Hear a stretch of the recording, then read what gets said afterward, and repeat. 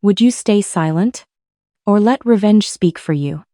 Welcome to the stories on Shattered Vengeance.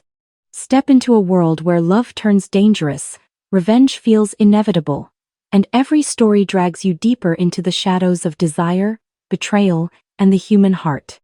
Let's begin today's story. The envelope arrived on a Tuesday. Certified mail from the county recorder's office. Inside, a deed transfer notification for my oceanfront condo at 4750 Coastal Drive, the property I'd purchased 3 years ago with money from my tech startup exit. The property now apparently belonged to my sister, Madison. According to the transfer date, the deed had been recorded 6 days ago. I'd been in Singapore closing a consulting contract. I hadn't signed anything. I called the county recorder's office. The clerk pulled up the file. Transfer recorded on the 15th.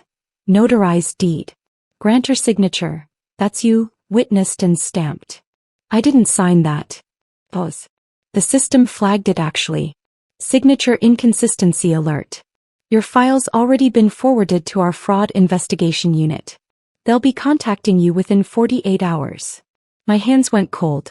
Not from fear. From the calculations running through my head. My family had committed real estate fraud. Documentable. Prosecutable. Irreversible. I hung up and opened my safe. Inside, every property document for the condo. Original deed. Title insurance policy. Mortgage payoff statement from when I'd paid it in full last year. And my signature cards from 3 different banks. Samples I'd kept specifically because I'd watched my family operate for 32 years. The patterns were always the same. Take first. Justify later. Expect forgiveness because family. I photographed everything. Uploaded it to encrypted cloud storage. Then I called my attorney Marcus Chin. They forged your signature on a deed transfer? His tone sharpened. Don't contact them. Don't warn them. Let the system work. I want to know exactly what happens next. County fraud investigation interviews the notary. They'll verify whether they actually witnessed your signature or if they rubber-stamped a document. Either way, your family committed felony deed fraud. If the notary participated knowingly, that's a separate charge. You'll need to file a police report, provide your signature samples and cooperate with the investigation. Timeline. Investigation takes 2 to 4 weeks. Then it goes to the district attorney. If they prosecute, and they will with this much documentation, we're looking at arraignment within 60 days. I thanked him and sat with the information. My sister Madison was 29.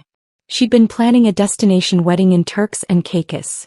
$85,000 for 150 guests. My parents had been complaining about the cost for months. About how Madison deserved her dream wedding. About how I had more than enough, and should help family. I'd declined. Told them my money was mine. That I'd worked 90-hour weeks for 7 years building something from nothing. That family doesn't mean free bank account. They'd smiled. Nodded. Said they understood. Then they'd stolen my $740,000 condo to fund a wedding. The math was simple. Sell the condo or take a home equity line of credit using fraudulent ownership. Either way, wedding funded. And I'd probably never even notice because I traveled constantly for work, only using the condo 3 weeks a year. Except I had noticed. And the county recorder's fraud detection system had noticed too. The ghost ledger. I opened my laptop and created a spreadsheet. Title: The cost of being there. Item: Christmas 2019. Parents asked to borrow $15,000 for roof repair. Never repaid. Never mentioned again. Cost: $15,000 plus interest plus the word borrow, losing all meaning. Item: Madison's car down payment 2021. Just $8,000 to help your sister get reliable transportation. She drove it to Coachella 2 weeks later. Cost: $8,000 plus my definition of reliable. Item: Every family dinner where they discussed my money, my properties, my luck, as if I'd won a lottery instead of working myself into burnout. Cost: self-respect. Refund: unavailable. Item: Dad's investment opportunity in 2022. $25,000 for his friend's restaurant. Restaurant closed in 8 months. These things happen. Cost: $25,000 plus the realization that my bank account was their plan A, B, and C. Item. This moment. Realizing they didn't see a condo. They saw Madison's wedding venue. They didn't see fraud. They saw family helping family. They didn't see me. They never had. Cost. Everything. Refund. Not wanted. The spreadsheet showed $48,000 in documented requests over 4 years.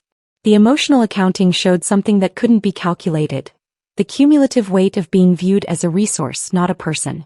The origin story. I remember the exact moment I decided things would be different. I was 24. My startup had just been acquired for $3.2 million. My share after taxes and investor payouts was $890,000. I'd worked every day for 3 years. Survived on ramen. Slept under my desk. Built something real. I called my parents to share the news. My mother's first words, "That's wonderful, honey. So you'll be helping Madison with her student loans now." Not congratulations. Not pride. Not even curiosity about what I'd built. Just, what can you give us? That night, I sat in my empty apartment and made a decision. I would build wealth. Real wealth. Protected wealth. The kind they couldn't touch, couldn't claim, couldn't redefine as family money. I bought the condo 6 months later. Put it in my name alone. Told no one the price. Let them think it was a small investment property. But they'd researched it anyway.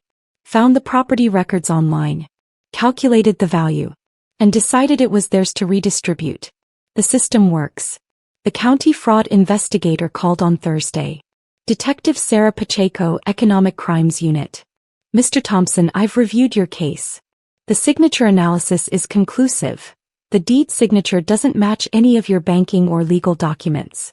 Additionally, the notary, Rebecca Hartwell, has admitted she notarized the document without you present. Your father told her you'd already signed it and just needed the notarization. What happens to her? Notary license revoked. Possible criminal charges for fraudulent notarization. She cooperated fully once we showed her the signature analysis. And my family? I need you to come to the station tomorrow. Bring your signature samples and any communication about the property. We'll take your formal statement. Then the case goes to the DA's office. Given the property value and the premeditated nature, they researched the property, prepared fraudulent documents, involved a notary. This will likely be prosecuted as felony forgery and real estate fraud. I arrived at the police station at 9 a.m. Friday with a leather folder. Inside, signature samples from 6 different sources spanning 8 years. Property documents. Text messages from my mother 3 months ago. Madison's wedding is in 6 months. We need to discuss family contributions. My response, I've already declined to contribute. Please respect that. Her reply, family doesn't work that way. Detective Pacheco reviewed everything. Her expression never changed, but I saw her jaw tighten when she read the text messages. They told you no. Then did it anyway. Yes. Have they contacted you since the deed was recorded? No. They don't know I know yet. She nodded. The DA will want that. The continuing concealment shows consciousness of guilt. The formal statement took 2 hours. Every question precise. Every answer documented. When I left, Detective Pacheco walked me to the door. Your family is going to be arrested within 2 weeks. They'll call you. They'll apologize. They'll beg you to drop charges. Can I? This is felony fraud. The state prosecutes. Your forgiveness doesn't enter into it. She paused. They stole a $740,000 asset using forged documents. That's not a family dispute. That's a crime. The revelation cascade. The call came 11 days later. Unknown number. I let it go to voicemail. My father's voice shaking. We need to talk. There's been a misunderstanding about the condo. The police came to the house. This has gotten out of hand. Call me immediately. I deleted it. 6 more calls that day. My mother. Madison. My aunt. Each progressively more panicked. Madison's message. They're saying we committed fraud. You know that's not what happened. We were helping you manage the property. This is a misunderstanding. Please call the police and explain. Helping me manage. The property I owned outright. Paid for in full. Had never asked for help with. I blocked all their numbers. Marcus called that evening. Your father's attorney contacted me. Wants to resolve this privately. offered to reverse the deed transfer and pay your legal fees. And I told him the deed's already been voided by court order. The legal fees are irrelevant. And the felony charges aren't negotiable. He asked if you'd write a letter to the DA asking for leniency. What did you say? I said I'd ask. But I'm not going to push. This is your call. I thought about the ghost ledger. About being 24 and hearing "what can you give us?" instead of congratulations. About every time my money was discussed at family dinners like it was community property. About the text message, "Family doesn't work that way." No letter. The system can work without me interfering. The consequence cascade. The arraignment was 3 weeks later. I didn't attend. Marcus represented my interests as the victim. My father, charged with felony forgery, real estate fraud, and conspiracy. Bail, $50,000. My mother, charged with conspiracy and fraud. Bail, $50,000. Madison, charged with receiving stolen property and conspiracy. Bail, $25,000. Total bail, $125,000. They posted it using a bondsman, 10% cash required. $12,500 they didn't have. They borrowed it from my aunt who called me 18 times. I never answered. The preliminary hearing revealed more details. They'd planned it for 4 months. Researched how to forge deeds. Practiced my signature. Found a notary willing to cut corners. Listed the condo with a realtor who'd already found a buyer at $725,000. Enough to fund Madison's wedding plus give my parents $150,000 for helping coordinate everything. The buyer had been 2 days from closing when the fraud alert stopped everything. Marcus forwarded me the court documents. The prosecutor's case was airtight. My family's attorney was negotiating a plea deal. They're looking at 3 to 5 years if they go to trial, Marcus explained.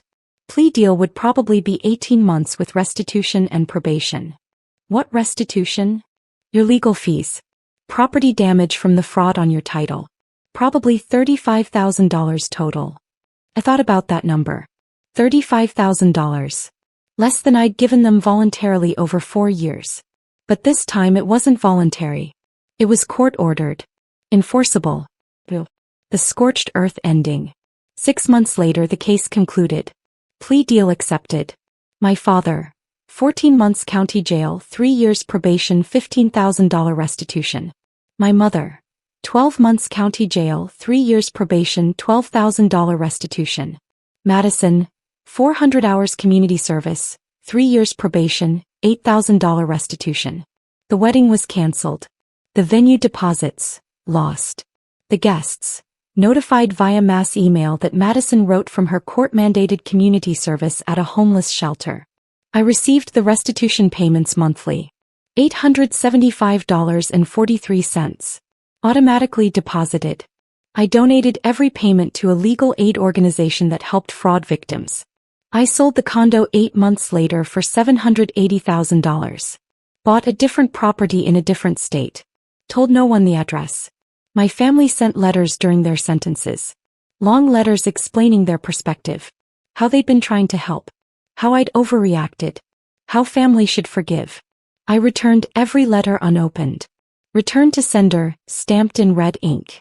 The last letter came from Madison after her community service ended. The envelope was thin. Inside one sentence, "I hope you're happy now." I read it once. Then I did something I hadn't done in 2 years. I smiled. Because happiness wasn't the point. Freedom was. They taught me that family means shared resources. I taught them that resources have owners. And owners have rights. And rights have legal protections that don't care about blood. The condo was sold. The money was invested. The legal precedent was established. And the door was closed. Not with anger. Not with sadness. With something simpler and cleaner. Finality. They'd wanted to transfer property. Instead they'd transferred themselves out of my life permanently. The deed was recorded. The case was closed. The signature was mine. And this time it was real.